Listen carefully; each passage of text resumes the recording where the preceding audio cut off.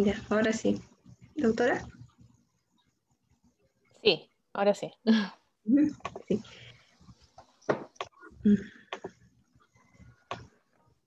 Ya está. No, así acá, eso bien. Muy buenas tardes con todos los presentes. Desde la Asociación Civil User Veritas y el portal jurídico User 60, extendemos nuestros saludos de bienvenida. Para comenzar, me gustaría indicar que el pasado 28 de agosto, User 60, con el apoyo de asesoría especializada, realizó un webinar llamado La situación que atraviesa el sistema financiero previsional público y la propuesta legislativa de liberación de los fondos de la ONP. En ese momento contamos con el apoyo de Wilma Meléndez y a su vez entrevistamos al ex viceministro Fernando Cuadros Luque. El día de hoy se llevará a cabo el webinar El sistema privado de pensiones bajo un completo análisis, las administradoras de fondos de pensiones AFP. Para ello contaremos con la presencia de María Eugenia Tamariz, abogada senior del área laboral de estudio Benítez Vargas y Ugaz, abogados. Cuenta con más de 8 años de experiencia profesional en asesoría laboral, litigios laborales, derecho constitucional laboral y derecho migratorio. Se ha desempeñado por 3 años como coordinadora del trabajo pro bono de Benítez Vargas y Ugaz Abogados. Al mismo tiempo, ha colaborado en diversos proyectos relacionados con la migración y refugio y cuenta con diversas publicaciones y artículos en materia de derecho del trabajo.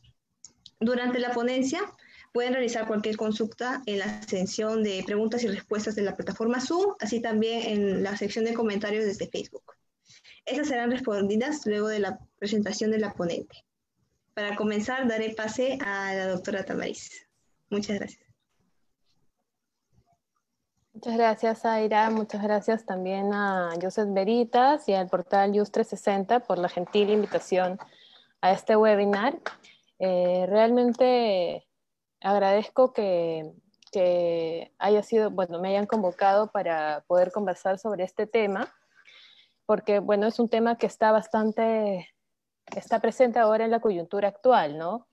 A raíz de esta pandemia que todavía se mantiene, la crisis, por así decirlo, los cuestionamientos al actual sistema de pensiones, a los sistemas previsionales que existen en el país han sido un punto bastante tocado, ¿no? Porque evidentemente las crisis lo que justamente tienen es que permiten ver los puntos flacos, los puntos débiles de las políticas públicas, de los sistemas que se hayan impuesto, nos permiten ver las carencias que tenemos, ¿no? Y definitivamente el sistema, bueno, los sistemas previsionales que mantenemos en el país tienen muchos puntos por mejorar. Me alegro también que se haya tocado en el webinar anterior junto con mi querido amigo Wilman Meléndez y con Fernando Cuadros en el tema de la ONP.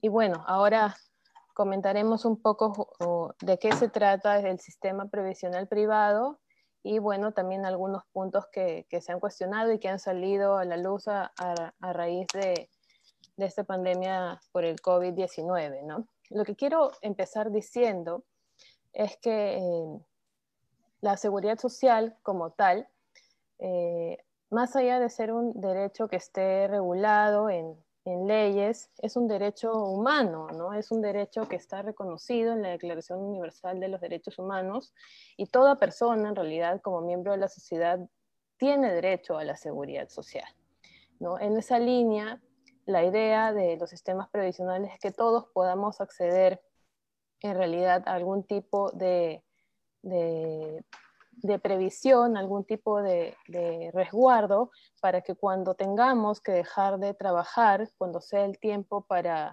en donde la fuerza laboral que tenemos no aguante más, podamos obtener este tipo de protección, ya sea del Estado, básicamente, o algún otro tipo de sistema previsional que tengamos, ¿no? En esa línea es que existen en el país ahora dos tipos de sistemas previsionales, ¿no? El público y el privado, ¿no? El sistema privado de pensiones data de fines del año, se crea a fines del año 92 a través de un decreto ley dictado por el expresidente Fujimori, y toma vigencia en el año 1993, justamente a raíz de la crisis que tenía el Instituto Peruano de Seguridad Social, el recordado IPS, ¿no?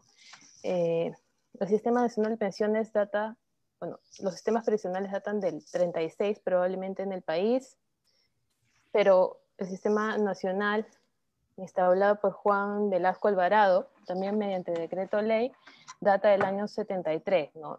Y digamos que la mala administración que tenía el sistema en ese momento hace que se cree este nuevo sistema importado básicamente de Chile, ¿no? E importado también de un sistema dictatorial, de una dictadura impuesta por Pinochet en el año 1981, ¿no? De ahí es donde se trae el sistema privado de pensiones, que a diferencia del sistema nacional de pensiones, está basado es un sistema de corte bastante individual o individualista, si le podemos decir, si se puede llamar así, ¿no? En donde la persona, a diferencia del sistema nacional de pensiones, aporta un fondo independiente, una cuenta individual en donde su dinero se capitaliza, su dinero se rentabiliza, y en función al aporte, al mayor aporte que uno pueda realizar a esa cuenta, es que finalmente puede obtener un mayor beneficio, una mayor pensión, ¿no? La pensión de jubilación es uno de los principales, el principal en realidad, beneficio que brinda o que asegura el sistema privado de pensiones, pero hay otros adicionales que también que mencionaré, ¿no? Pero lo cierto es que este sistema distinto, revolucionario, implantado en el año 1993, en realidad va en la línea de ese corte, ¿no? Este corte de aporte individual en donde yo o cualquier trabajador busca el mayor beneficio para sí mismo, ¿no? Y esta es una de las primeras críticas, en realidad, o de las principales, que se hace al sistema privado de pensiones, ¿no? Uno de los principios de la previsión social es básicamente el de solidaridad, ¿no? En donde justamente hay una especie de triángulo en donde la riqueza que se acumula no va directamente a una persona, sino que busca el bien común, ¿no? El bien social. Digamos que las personas que tienen mayor fuerza de trabajo, los más jóvenes, suplen o sostienen los aportes de las personas que ya están en retiro, ¿no? Y así la riqueza se puede redistribuir bajo ese sistema. Eso no sucede en realidad en el sistema privado de pensiones, en donde cada uno en realidad, como les comentaba, aporta a una cuenta y busca el mayor beneficio individual para sí mismo, ¿no? Y bueno, en esta línea del sistema privado de pensiones, que está administrado por las AFPs, está compuesto, tiene diversas características, ¿no? La primera es que uno aporta, a diferencia del Sistema Nacional de Pensiones, uno realiza un aporte que a la fecha es del 10% de la remuneración computable, que va directamente a una cuenta administrada por la AFP, ¿no? No es una cuenta de propiedad de la AFP, y esto hay que tenerlo en cuenta, no es que el dinero le pertenece a la AFP y puede disponer de él, sino que es un dinero que administra la AFP en base a un contrato que uno firma. Es un aporte del 10% a la fecha, y además tiene que realizar dos pagos adicionales. El primer pago es la comisión que cobra la AFP por la administración de este dinero, y el tercer pago es un seguro que justamente brinda prestaciones distintas a la pensión de jubilación, ¿no? Pensión de invalidez, pensión gastos de sepelio, etcétera, ¿no? Que en realidad se contrata con alguna administradora de seguros. Y de eso está compuesto el aporte que se realiza al sistema privado de pensiones, ¿no? En el año 2012 hubo una modificatoria para que, ustedes de repente se acordarán, que se obligó en realidad, o se incluyó de forma obligatoria a los profesionales independientes a realizar aportes a la AFP, y se modificó también ciertas normas del sistema privado de pensiones, generando una comisión mixta en donde parte de la comisión que cobra la AFP se realiza sobre el monto, sobre el flujo de aportes que pueda adquirir un trabajador, ¿no? Un aportante. Así que existen estos dos tipos de aportes a partir de, perdón, aportes no comisión a partir del año 2012, ¿no? La comisión fija y la comisión mixta, que incluye una comisión sobre la comisión que cobra la AFP más una comisión sobre el flujo del saldo de la cuenta, ¿no? Luego, como les comentaba, también la AFP o el sistema previsional privado brinda otro tipo de prestaciones, ¿no? La primera prestación es la jubilación, la segunda prestación podríamos referirnos a la pensión de invalidez, ¿no? Y otras prestaciones como la pensión de sobrevivencia en caso de muerte o de fallecimiento del aportante, y también cubre gastos por sepelio, que estos están derivados en realidad del seguro que se contrate, ¿no? Luego uno de los temas más debatidos respecto a la AFP es el tema del fondo, ¿no? La AFP tiene 4 tipos de fondos, es decir, cuando yo aporto a la AFP mi dinero, como les comentaba, se rentabiliza, pero se rentabiliza en función al tipo de fondo donde yo quiero que ese dinero se rentabilice. La AFP realmente ofrece 3 tipos de fondos al afiliado, pero existen 4, ¿no?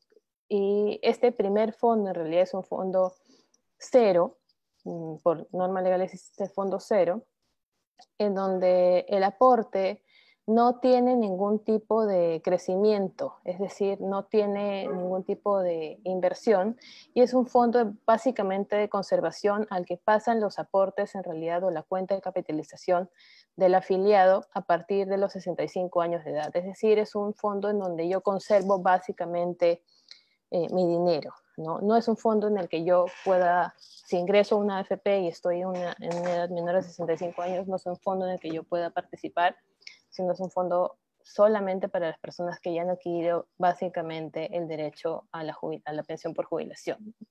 Luego, los fondos que ya se ofrecen en realidad a las personas que se afilian a una AFP son 3, ¿no? El de preservación de capital, que está referido a personas que tienen pocos años para jubilarse o que están prontas a recibir una pensión de jubilación a través de la AFP. Es un fondo que tiene muy bajo movimiento. Luego existe otro fondo que es un fondo mixto, en donde se busca un crecimiento moderado y está destinado básicamente a las personas que tienen ya digamos que el 50% de su vida laboral acumulada, y desean rentabilizar un poco su dinero, pero con un riesgo bastante moderado. En realidad es un fondo, sinceramente, es un fondo al que están adscritos la gran mayoría de personas que se inscriben a este sistema, porque, como les explicaré más adelante, o también habrán podido conocer, existen duras críticas al tema de la rentabilidad de los fondos de las AFPs, ¿no? Entonces, hay muchas ocasiones en donde la rentabilidad no es buena y el fondo acumulado o las ganancias acumuladas se merman, ¿no? Y esto generalmente sucede cuando el dinero se encuentra en un fondo más riesgoso, como es el fondo 3, ¿no? El fondo de apreciación de capital. Bueno, sí está definido, ¿no? Es un fondo que está dirigido a las personas en realidad más jóvenes, que están lejos de una etapa de jubilación y que se orienta en realidad a tener un mayor riesgo y potencial de apreciación a un largo plazo. Es decir, si me estoy iniciando en el mundo laboral, bien podría, en realidad, como me quedan muchos años, digamos que podría arriesgar un poco más en poder tener una mayor apreciación de mi capital o de mis aportes. A eso está destinado en realidad este fondo, ¿no? Entonces son 3 alternativas en realidad las que brinda la AFP al momento de que uno se adhiere a este sistema, ¿no? Tengo que recordar en este punto que, como ustedes saben, cada persona tiene la posibilidad de elegir libremente entre su afiliación al sistema privado o al sistema público, ¿no? Luego veremos en unos momentos cuáles son algunos puntos que pueden ayudar a que las personas se afilen a uno o a otro sistema, ¿no? Finalmente, cuando uno se inserta en el mundo laboral o que se traspase inclusive del sistema nacional al sistema privado, ¿no?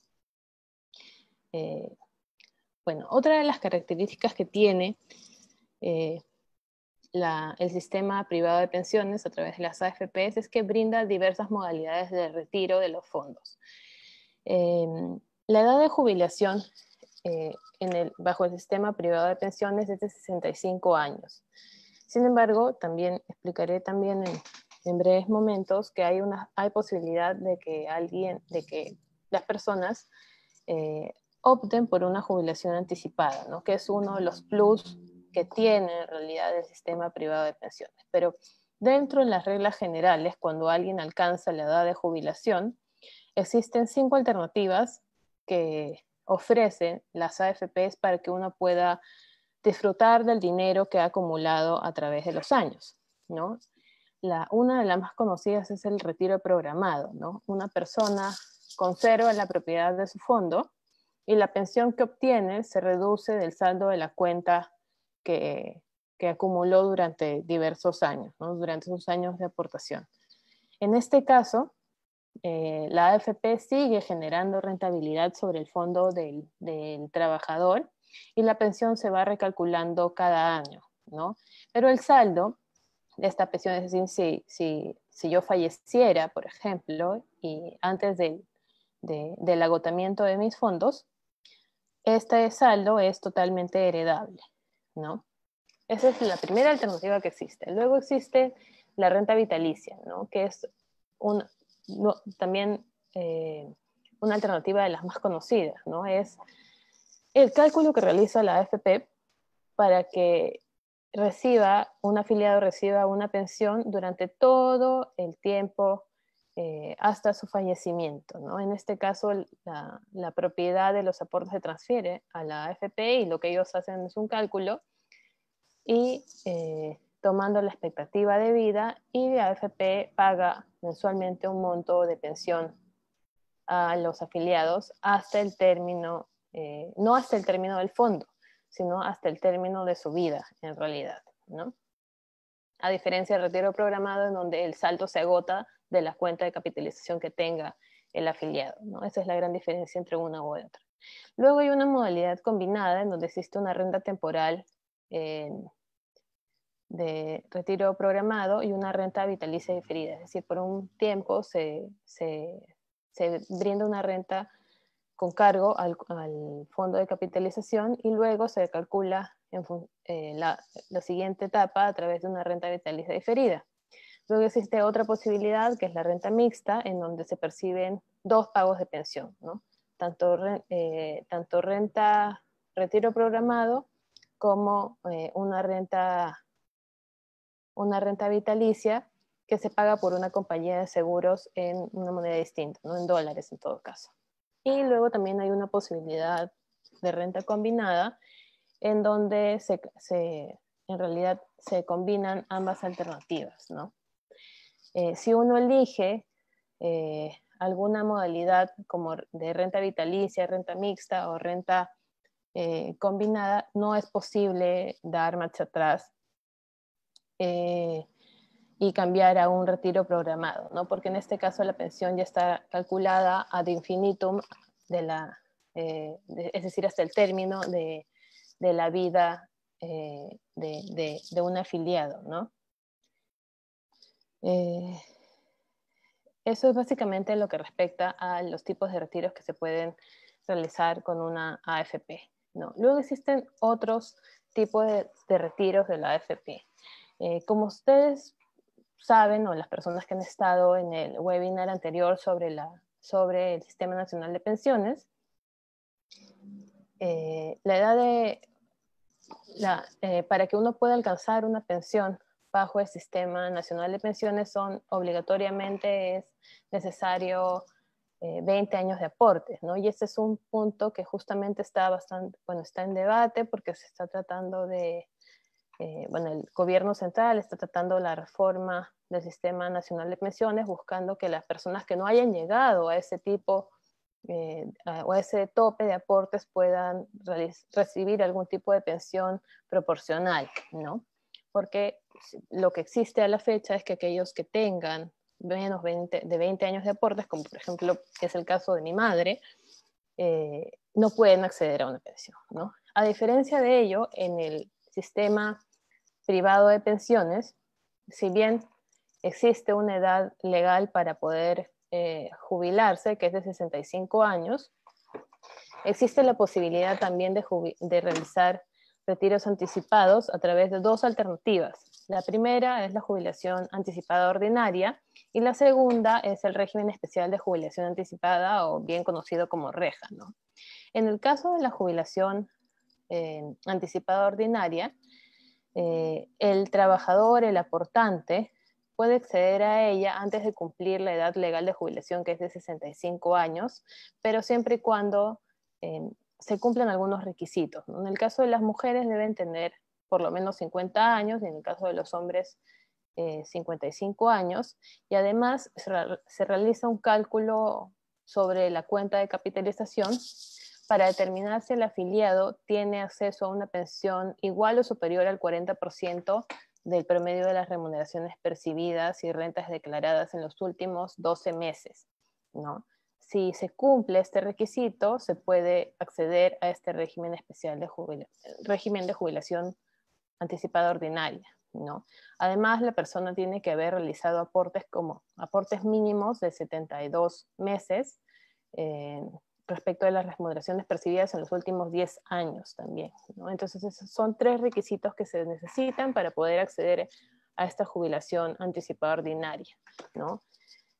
Muy importante rescatar el tema de los aportes, ¿no? Son 72 meses, es decir, 6 años de aportes en los últimos 10 años previos a la solicitud de jubilación. Esa es una alternativa que da la AFP en caso no llegue, por ejemplo, a acumular 20 años de aportes, como en el caso del Sistema Nacional de Pensiones. En el caso del régimen especial de jubilación anticipada, ¿no? el REJA. Este régimen también permite que las mujeres de más de 50 años y los hombres de 55 a más puedan solicitar su jubilación anticipada en el caso de que se encuentren en situación de desempleo, ¿no? Tienen que acreditarse 12 meses consecutivos e ininterrumpidos de desempleo antes de la presentación de la solicitud, además de la edad que he mencionado, y también deben acreditar que no han percibido ingresos mayores a 7 UITs en los últimos 12 meses, ¿no? Esto se acredita con el reporte tributario de rentas de cuarta categoría que emite SUNAT, ¿no? Si cumples estos requisitos, definitivamente la AFP tramita tu solicitud y te otorga una pensión, te otorga la posibilidad de retiro de fondos de hasta el 95.5%.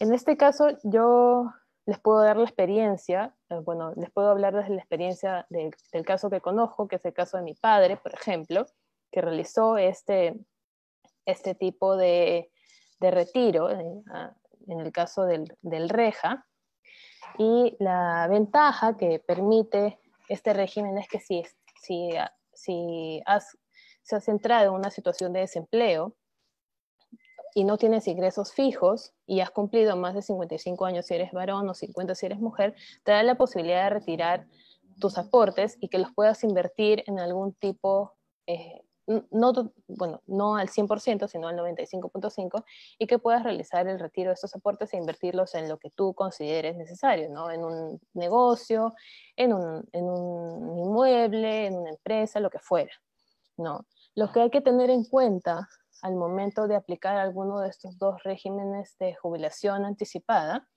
es que si decides retirar tu fondo, lo que estás haciendo en realidad es renunciar a cualquier tipo de beneficio que te brinda la AFP o el Estado a través de la seguridad social. Es decir, el dinero que acumulaste con el fin de que accedas a un beneficio, a un derecho como es la seguridad social y de una pensión de jubilación, básicamente renuncias a esa posibilidad para, ¿no?, disfrutar del dinero de la manera en la que tú elijas, ¿no? Otra de las desventajas también es que en caso de fallecimiento del titular no se otorga pensión de sobrevivencia ni gastos de sepelio, ¿no? Queda un monto mínimo que son los aportes que se realizan de salud para que el afiliado pueda seguir atendiéndose, y básicamente es eso, ¿no? Además que, como sabrán, los aportes a la AFP tienen el carácter de inembargables, ¿no? Si uno los retira, justamente a través de estas alternativas, pierden esa condición de inembargables y básicamente se desvirtúa la intención previsional que tiene estos aportes, ¿no? Y esa también es una de las críticas que se realiza al sistema privado de pensiones, ¿no? Esta posibilidad de desvirtuar el carácter previsional que tienen estos aportes, ¿no? A consecuencia de la pandemia actual que vivimos, el Estado dictó diversas normas para incentivar, bueno, o para paliar, por así decirlo, la falta de ingresos de los trabajadores, ¿no? Recordarán ustedes que una de las primeras normas que se dictó en abril de este año fue la posibilidad de que los trabajadores afiliados al sistema privado de pensiones retiren hasta un monto de 2.000 soles de sus cuentas de capitalización, ¿no? Luego se dio la posibilidad de que aquellas personas que se encontraban en suspensión perfecta de labores también realicen un retiro adicional de sus cuentas de capitalización, acreditando evidentemente que se encuentran dentro de esta causal. Y otra norma que fue dada por el Congreso es la ley 31.017, que permitió a los afiliados al sistema privado de pensiones que puedan retirar hasta el 25% de sus fondos de su cuenta individual de capitalización con un monto máximo de 3 UITs, ¿no? Y de mínimo de 4.300 soles.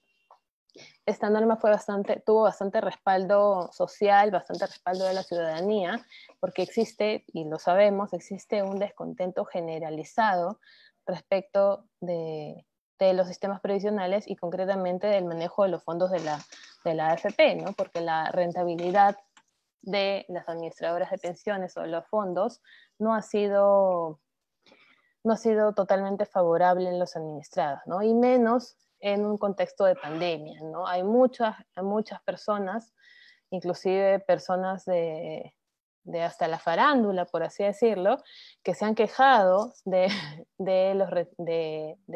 descenso, del crecimiento de sus fondos a raíz de la pandemia, porque evidentemente la AFP invierte estos fondos, ¿no? Una también de las críticas que se hace a este sistema es el hecho de que la AFP continúe recibiendo una comisión por la rentabilidad, por el manejo de los fondos, y pese a ello no existe un adecuado manejo y los fondos se pierden, ¿no? O decrecen, por así decirlo, ¿no? Y existe un proyecto de ley que buscaba justamente eso, ¿no?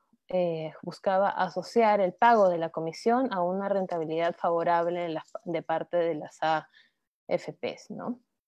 Luego se han dado otros proyectos de ley también durante este tiempo, proyecto de ley 5674, que busca el retiro del 100% de los fondos de las AFPs en el caso de personas que no hayan realizado aportes en los 12 últimos meses. Luego se han emitido otros proyectos de ley ya referidos a la reforma en lo que respecta al Sistema Nacional de Pensiones, uno de ellos con dictamen aprobado para promover el retiro de los aportes en los 12 últimos meses de aquellos aportantes que no se encuentran activos.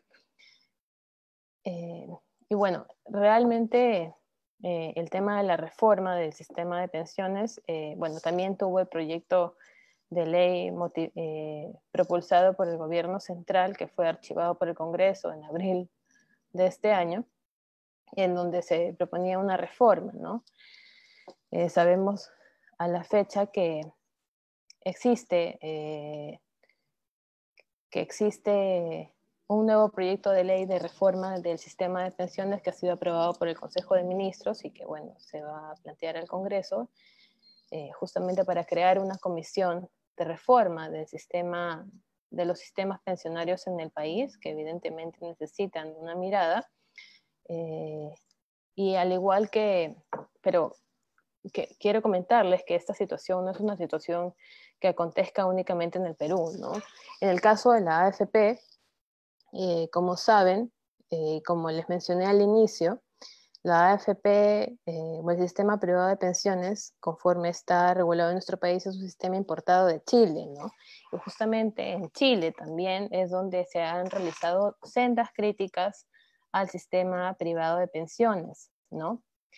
Eh, porque en realidad se considera que el Estado no está interviniendo de forma correcta en la supervisión de las AFPs, ¿no? Y básicamente en la rentabilidad que estos generan sobre los fondos de los aportantes.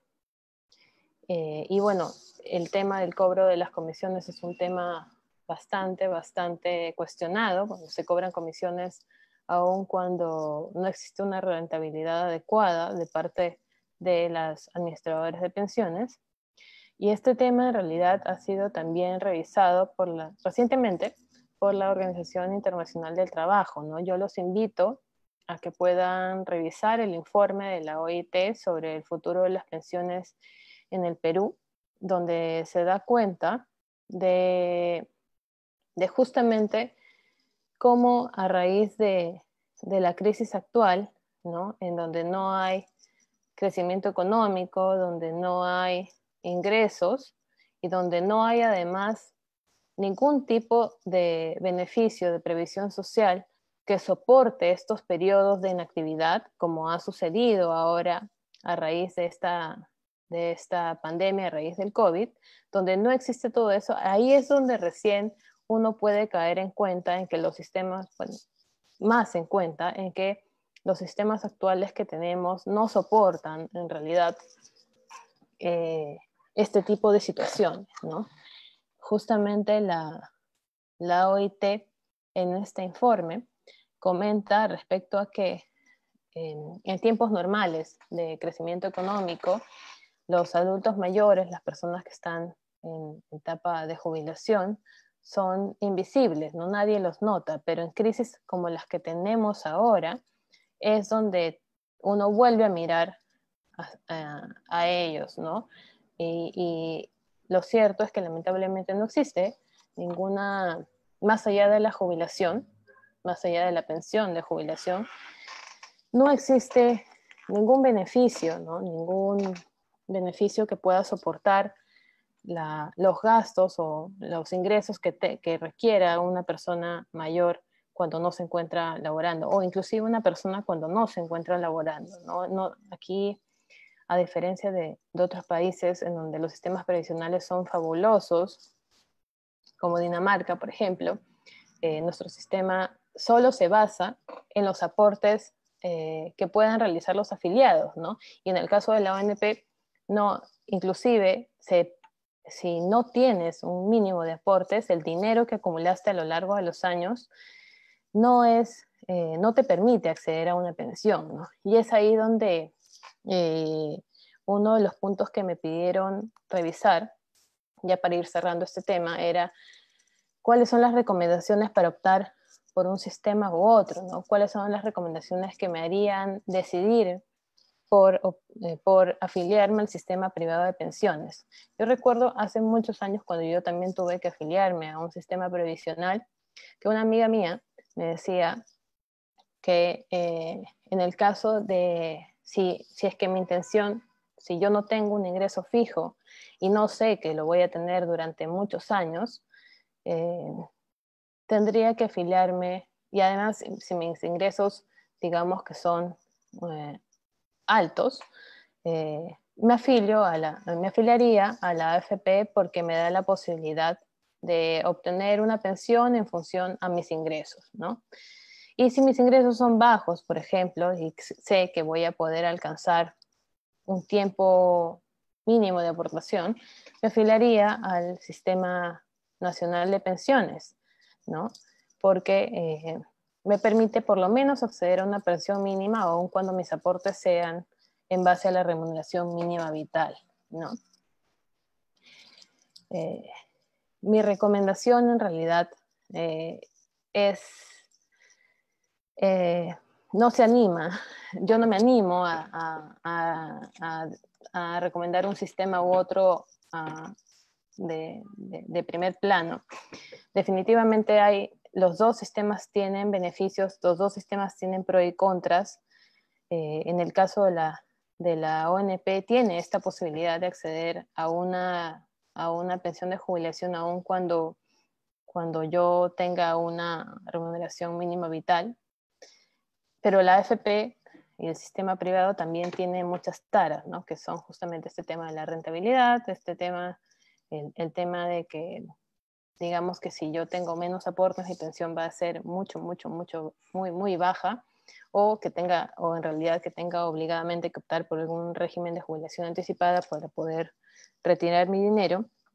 Lo cierto es que si es que alguna persona se encuentra en este debate por optar por un sistema previsional u otro, lo que yo recomendaría finalmente es que se empape de información, revise realmente cuáles son los beneficios de cada sistema y haga una especie de proyección de, por lo menos en los próximos 10 años, qué es lo que buscaría o dónde se ve, por así decirlo, para dónde se ve en un futuro laboral, ¿no? Si de forma independiente, si de forma dependiente. Definitivamente, si alguien no tiene ingresos fijos, por así decirlo, recomendaría la AFP, ¿no? Porque permite otras alternativas de retiro. Y de lo contrario, bueno, la ONP siempre es una posibilidad, aunque, bueno, también hay sendas críticas a ese sistema previsional, ¿no?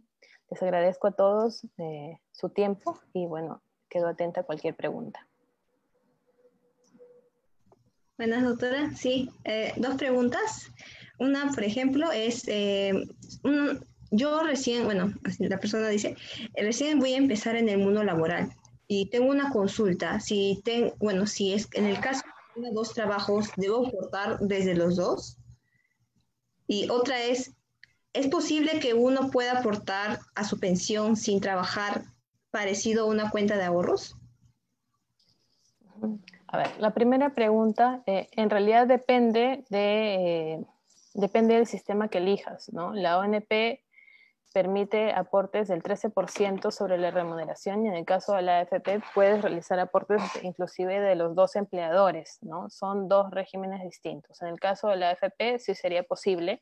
Y otro tema que tiene la AFP es también la posibilidad de realizar aportes voluntarios y aportes sin fines previsionales. Es decir, y creo que con eso se puede un poco contestar la segunda pregunta.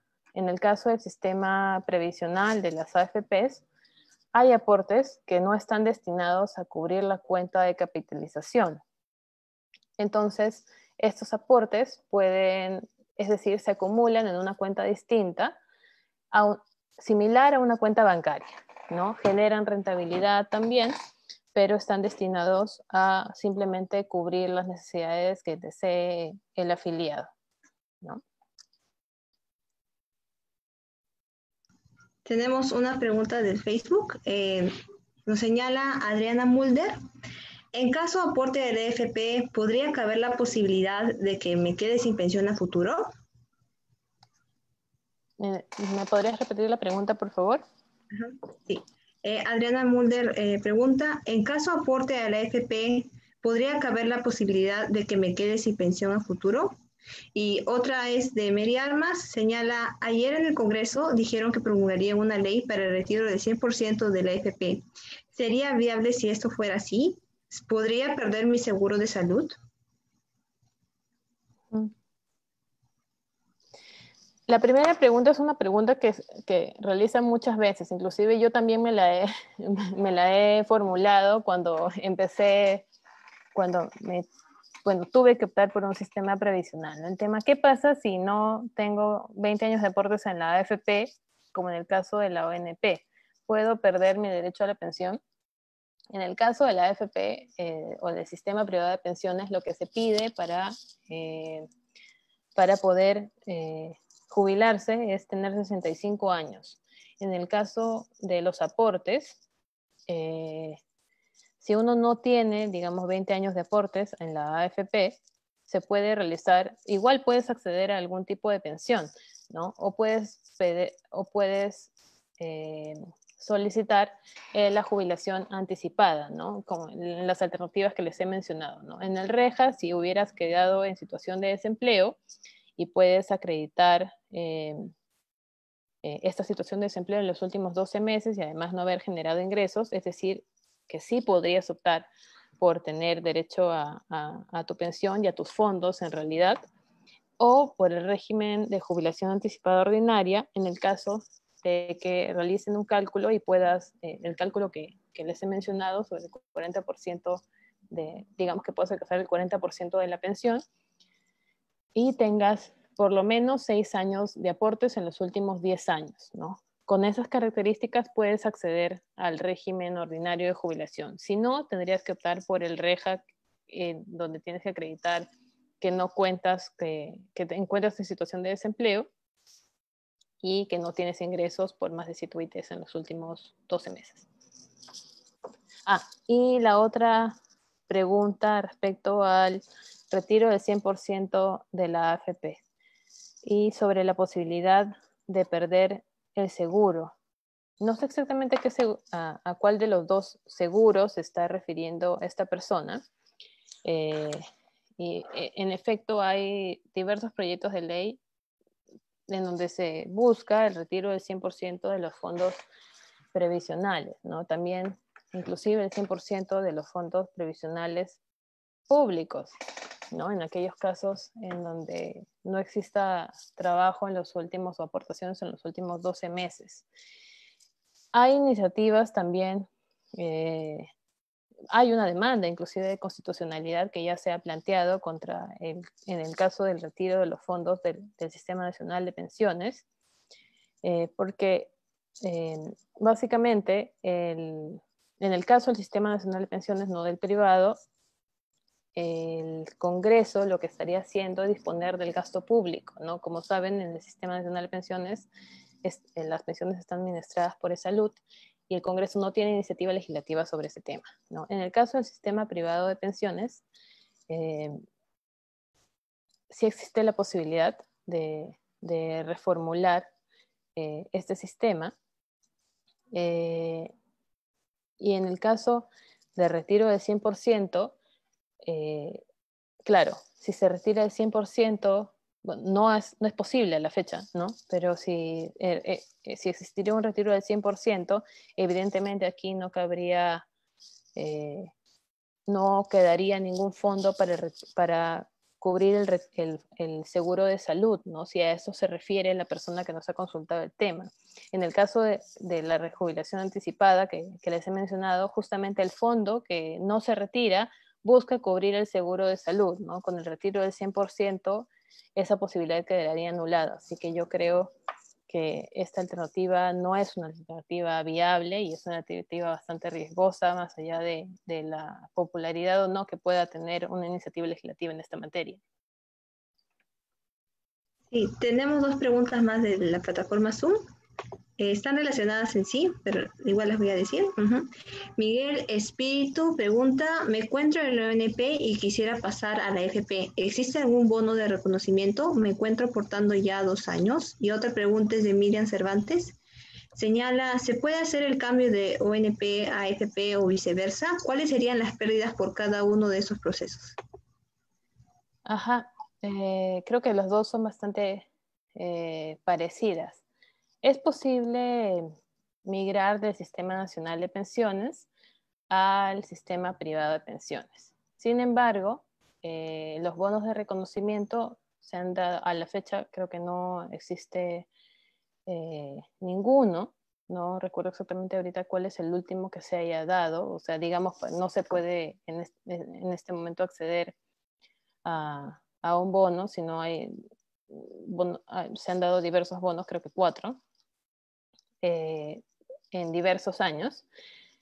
Y si yo migro, o sea, es posible desafiliarme al Sistema Nacional de Pensiones, al sistema privado y afiliarme al sistema privado de pensiones. Sin embargo, si no existe ningún bono de reconocimiento, o sea, digamos que si he ingresado al sistema previsional hace 2 años y quiero pasarme a una AFP porque he escuchado las alternativas y me parece una muy buena idea, lamentablemente ese dinero que has acumulado en el Sistema Nacional de Pensiones no va a poder ser acumulable en el sistema privado, porque no entrarías dentro de los bonos de reconocimiento que se han dado hasta la fecha, ¿no? Si el gobierno aprobara un nuevo bono de reconocimiento, como lo ha dado con la intención de que las personas migren del sistema nacional a privado, digamos que esto era una especie de promoción del sistema privado de pensiones, ¿no? A la fecha no existe esta promoción.